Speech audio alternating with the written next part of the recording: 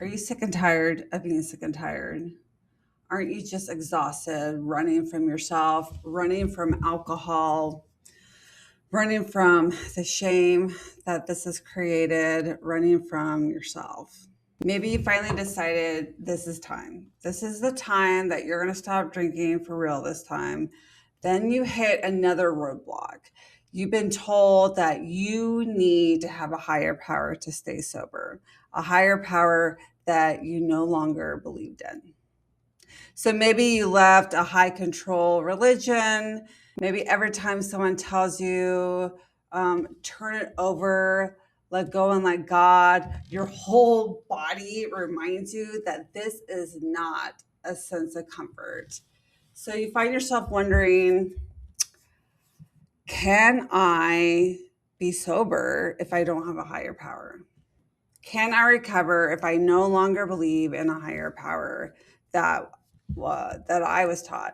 Can I stay sober if I don't believe in a Christian God? If I no longer believe in that Mormon God, is it possible? So if you've asked yourself these questions, you're not alone. I want to share my journey of when I got sober, when I walked into a sober support room. I mean, I knew that it was life or death for me. I knew that I needed help. At the same time, it triggered me quite a bit. For years, I walked into rooms where, you have this book, like it's like the Bible. A lot of the meetings are in churches. So it triggered me walking into a church. A man running the meeting.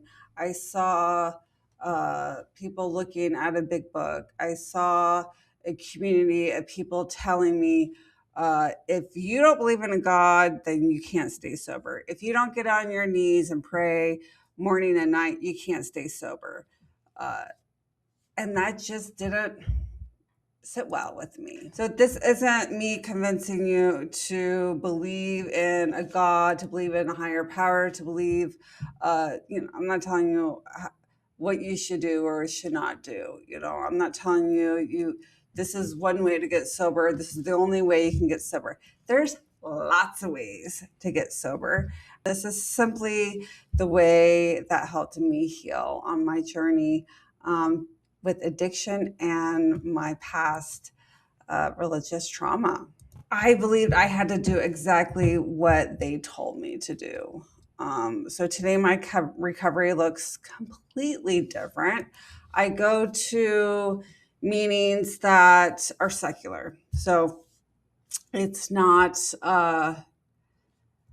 we don't talk about, God, or, the saying of let go and let God just drives me nuts, because it's spiritual bypassing.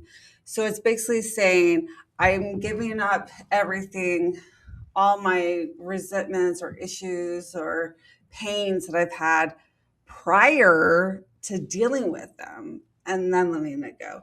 So as a therapist, I know that I need to talk about things. I need to process things. And until that is done, we need, I can't just hand it over, just because you say, hand it over to God, it doesn't change things. So I didn't lose my purpose when I went to secular. I found it. I finally showed up in a room where I was like, I don't have to do mental gymnastics anymore. It's easier to add something than to take something away. So when I left the Mormon church, I lost my family, friends, support. And even though my family was physically there, they weren't emotionally. I kept quiet. I didn't talk. I wasn't my true self, because I just didn't feel safe. So I didn't speak up for myself. I just sat there. For years, alcohol was my coping skill. It just numbed the anxiety that I had. So I didn't have to feel. It helped me escape my emotions. It was my tool. So like many people, I thought alcohol was the problem. And so when I quit drinking, alcohol is just the the symptom, right? So alcohol was my solution. So when I took away my solution, I still have all my problems. So now I'm just not drinking, and now I get to feel all my anxiety and all my depression and all the religious trauma that I had pushed away and didn't even acknowledge was traumatic. So it's alcohol isn't a healthy solution, but it's a solution. And so when it was taken away, I needed to learn healthier ways to live. And so when I went into traditional 12-step programs, I was like, okay, well, I don't really believe in prayer, but why not? Why not pray? I mean, whatever. So I would get on my knees and pray, or it was just, I got to do this in the morning and evening. And going from Mormon, being raised in a high demand religion, and being told this is you obey or you're out of the family, to a traditional sober support program was like, oh no, these are suggestions. Yeah, you can only stay sober if you believe in God. And now it's transitioned to, no, as in a secular program, it's like, no, I can have a very fulfilling life, and I can provide love and support to others in my family and in my community without a God. When, the first 5 years of being sober, I was really able to take stock of myself. Where was I to, what was my part in relationships, and where could have I done things better? And then also kind of stepping back and looking at the big picture, and uh, everybody's on their own healing journey. And my parents decided to be in this church for their own reasons, and they definitely bought into the Mormon church, and those beliefs harmed me, and I lashed out by drinking and rebelling, uh, and in that I said some things, did some things I wasn't proud of, and so I take ownership for that. And now I'm like, I can look at it and say, I can love my mother and say, and your beliefs have harmed me, and I will not allow you to continue. I will not allow you to share sexist, homophobic beliefs with me in my presence anymore. That is not allowed. During COVID, I switched all the way to secular one because it was all online, and I started reading like anti Mormon literature, and I'm like really getting into like, oh, the I didn't really get into the science part of things, like, oh, the Book of Mormon isn't true because there's actually no archaeological evidence of all these wars occurring, which just, that kind of clicked. The science based of it kind of clicked to me then, because I knew in my heart, like, this is all BS. So, but then not only did I change my identity from when I left the Mormon church to getting sober in traditional sober programs, but then I gained another identity of secular, and really owning it, and just like the tension in my stomach released, my shoulders relaxed, and I'm like, oh, these people get it. They get me, and I don't have to do mental gymnastics anymore when I hear God in a meeting. For most of my life, other people have told me what the truth is. They told me what God expected of me.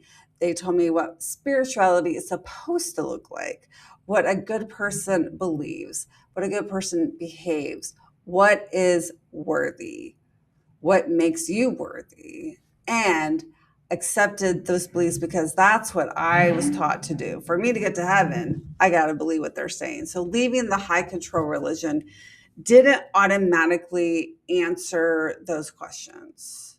I was in limbo for 20 years. It just created new new trauma. So I no longer believed what I was taught, but I still didn't have anything to replace it. So I really didn't know who I was, what I actually believed in, what really aligned with me, what are my values, and what are mine, and is what is a church telling me, a family member telling me, religion telling me, traditional sober supports. So I'm really reclaiming my identity, though that became one of the most important aspects of healing from religious trauma, and not replacing one belief system for another, not going from an unhealthy, high demand religion to an unhealthy relationship in a sober support program. I don't need an authority figure to tell me to how to live, because I'm going to live from a place of love and integrity. And that's what aligns with me. And I feel that the Mormon teachings don't come from that place. Learning to trust my own wisdom. Whew, that was hard. So for the first time in my life, I gave myself permission to ask, what aligns with me? As my beliefs change, I face another challenge. Can I stay sober without a God? Can I stay sober without a higher power? That question terrified me, because in a lot of traditional sober support meetings, I was told I could not. Sobriety isn't built on fear. It isn't built trying to earn approval from anybody in the program. It's not built on pretending to believe in something, to fake it until I make it. So I no longer believe in that. My sobriety is built on honesty. It's built on integrity. It is built on love. And it's built on connection and healing and learning emotional regulation. So taking responsibility for my own choices and showing what I learned, my mistakes, showing up every day, and showing love to others. That is sobriety.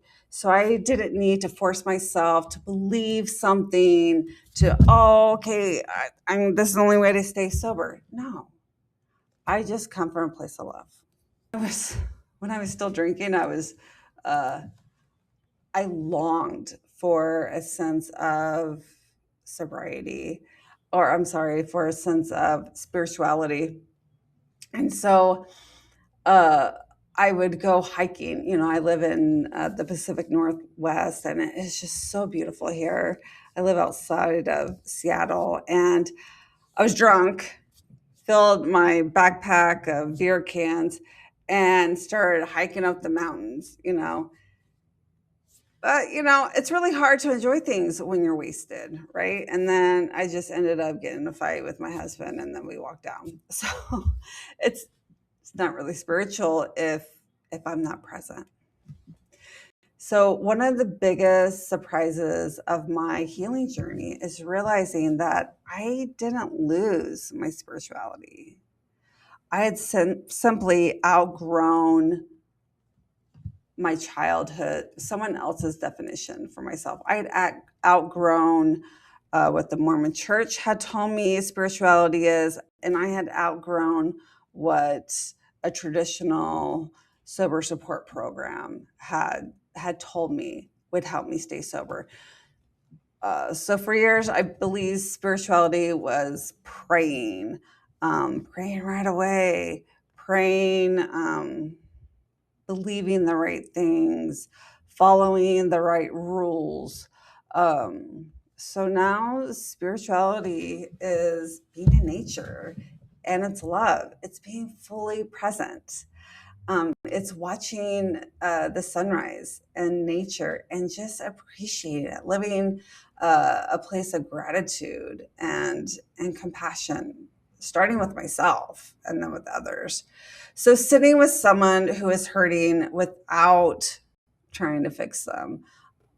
It's choosing kindness when no one is watching. That is spirituality. It's I don't need someone else to define it for me. I've defined it. This is what spirituality means to me. Because healing doesn't happen by fear and by control. Healing happens through showing love and showing connection. It happens when we are safe to be authentic, which I feel in this group. I no longer feel like I have to hide parts of myself. I no longer have to do mental gymnastics. I don't have to pretend. I don't have to perform. I don't have to do anything. I can just simply be me. One of my recovery strategies is something I call finding meaning on my own terms. That doesn't mean life has no meaning.